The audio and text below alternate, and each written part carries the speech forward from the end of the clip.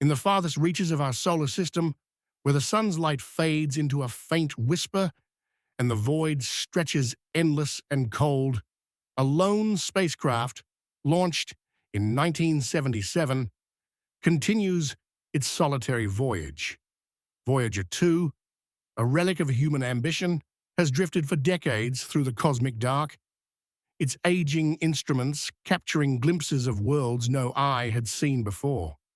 It has sent back images of Jupiter's swirling storms, Saturn's delicate rings, and the icy mysteries of Uranus and Neptune.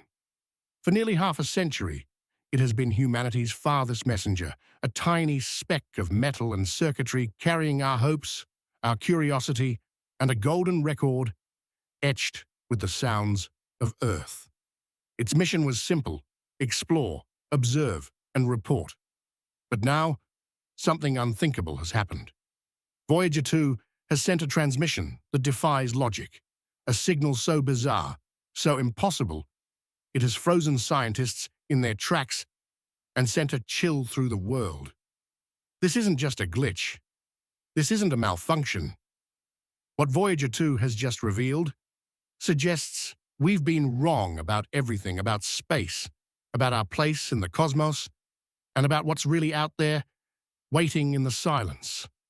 The signal came without warning, a faint, fragmented burst of data crackling through the antennas of Earth's deep space network. At first, engineers thought it was a mistake. Voyager 2 is old.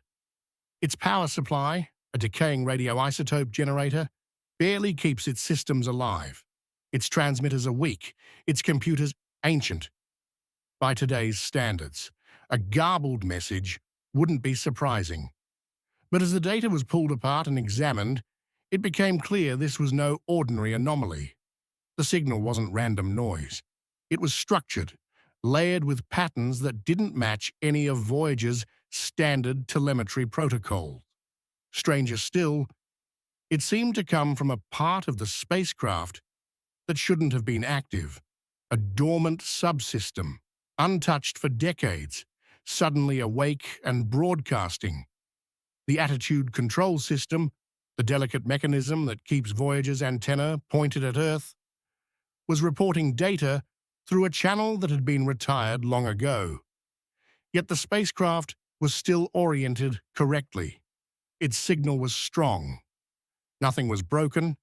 It was as if the probe had decided on its own to reroute its voice through a forgotten channel, whispering something new. Engineers scrambled to make sense of it. They pored over the data, running it through Voyager's legacy software, searching for an explanation. What they found was stranger than fiction.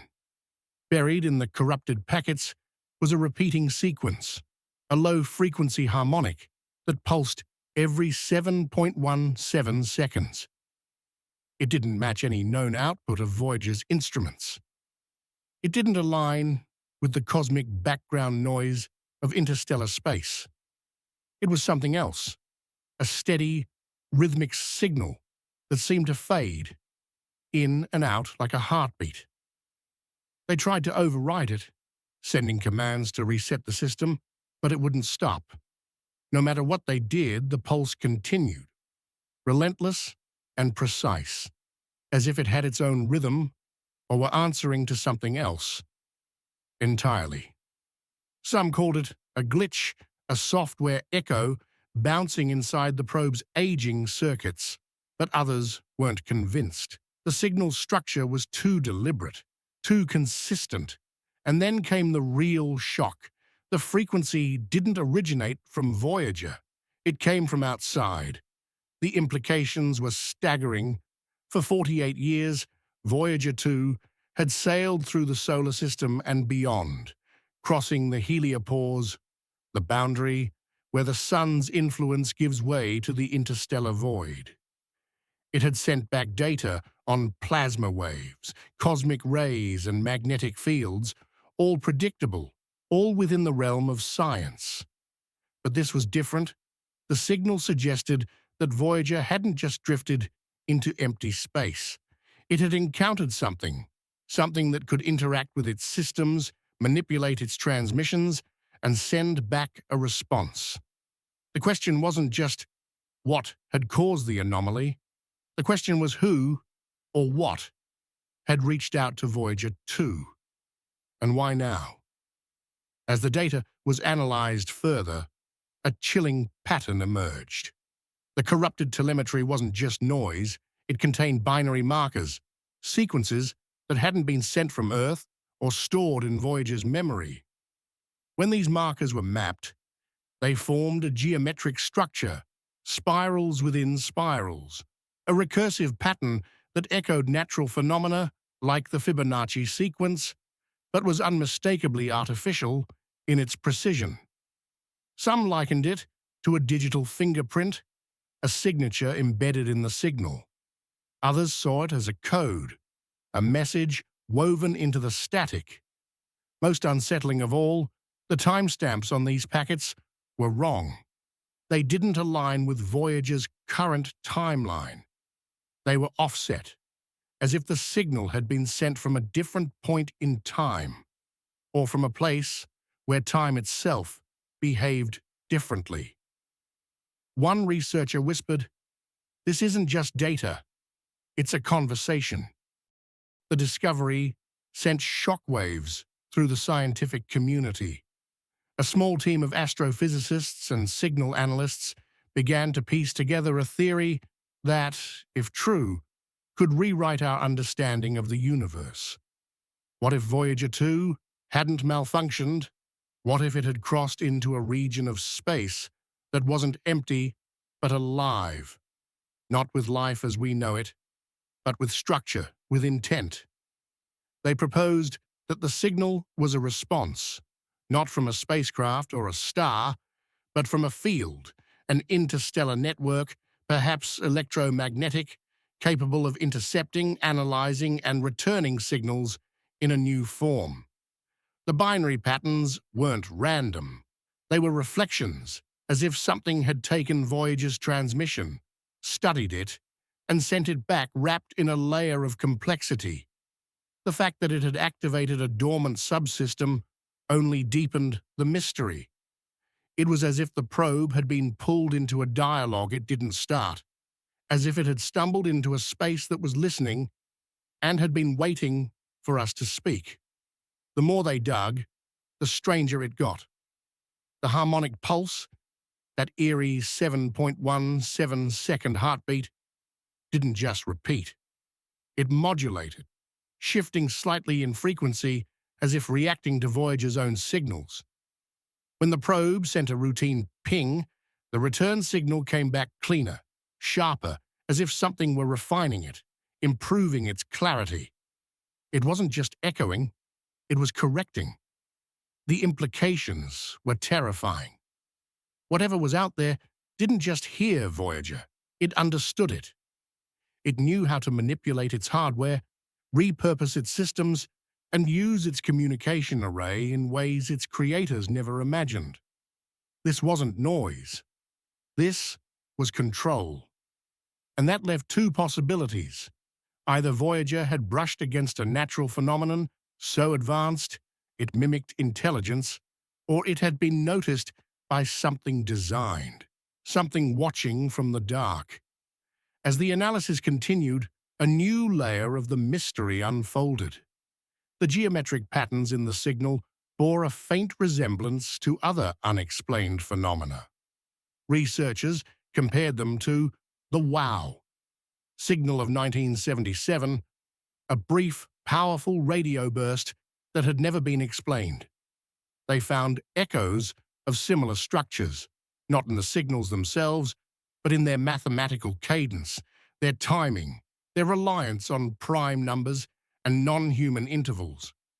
Fast radio bursts, those fleeting pulses from deep space, showed similar traits: repetitive, structured, and eerily precise. The idea began to take shape, that Voyager's transmission wasn't an isolated event. It was part of a larger pattern, a cosmic symphony that humanity had only just begun to hear. What if these signals weren't random?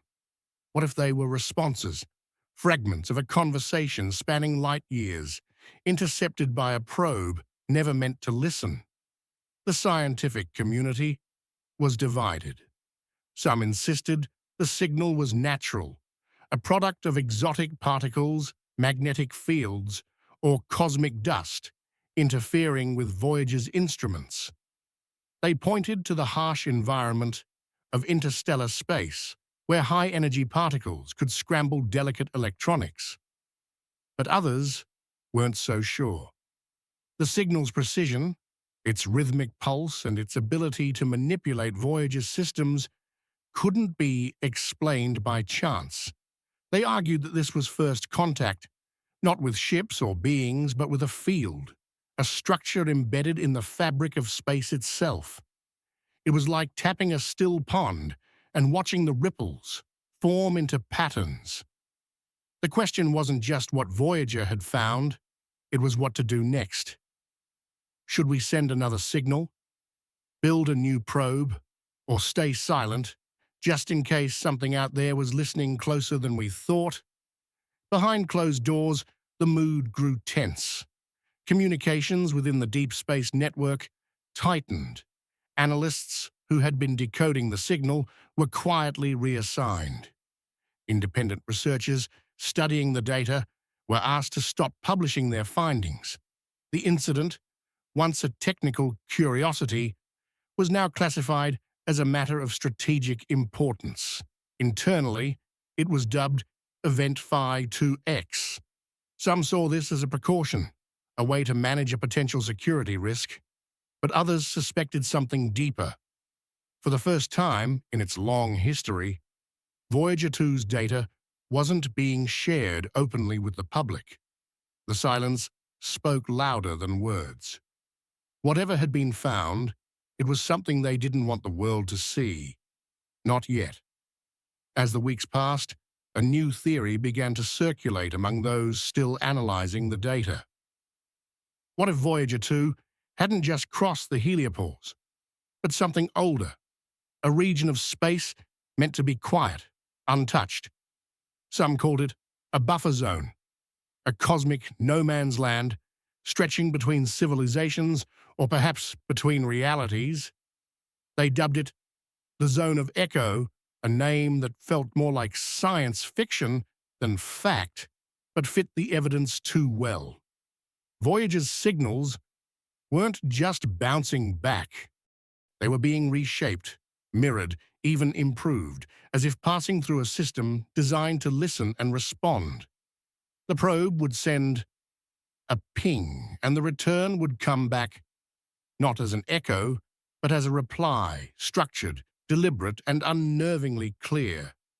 It was as if space itself were awake, aware and curious about the tiny machine that had wandered into its domain.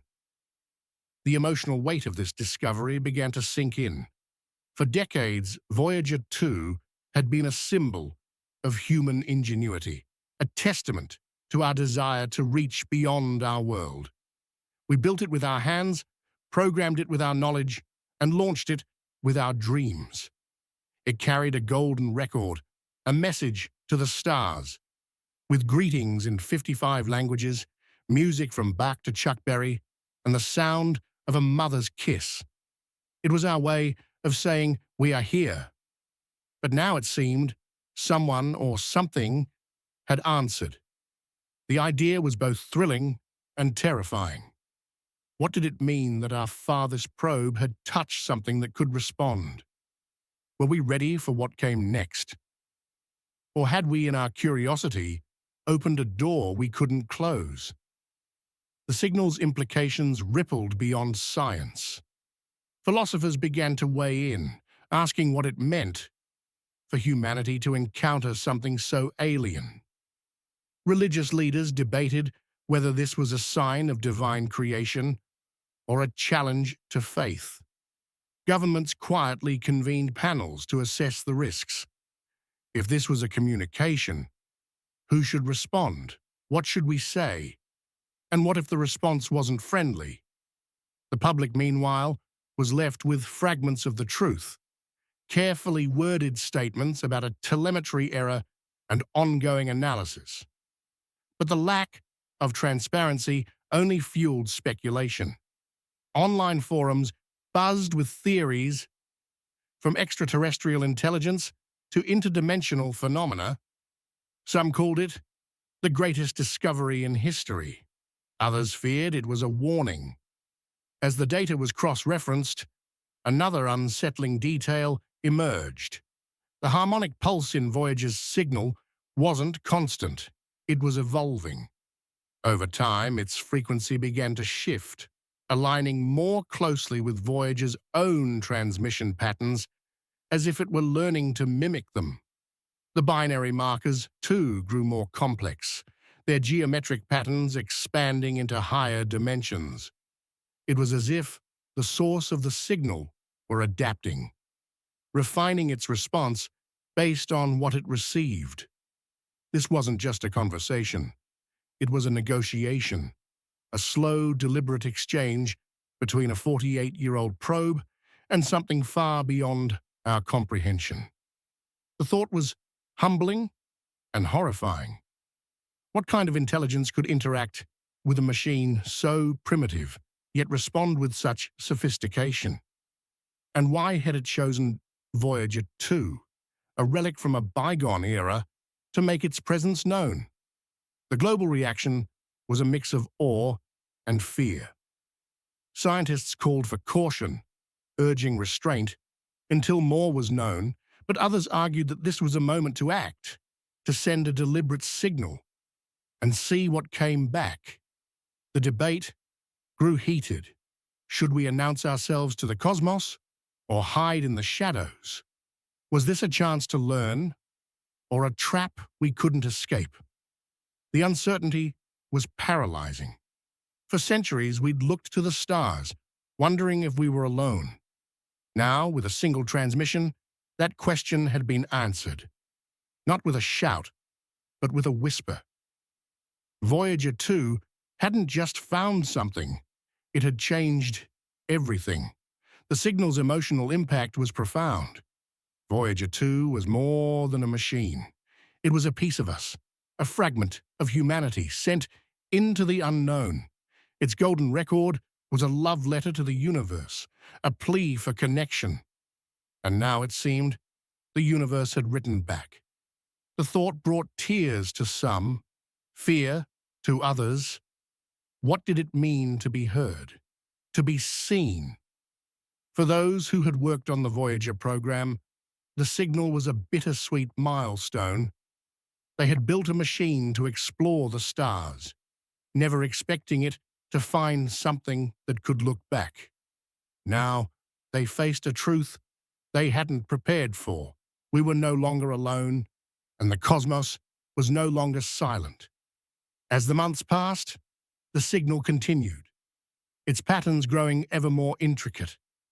Engineers worked tirelessly to decode it, but each breakthrough raised more questions than answers. The harmonic pulse began to carry faint modulations, like whispers within whispers, hinting at deeper layers of meaning.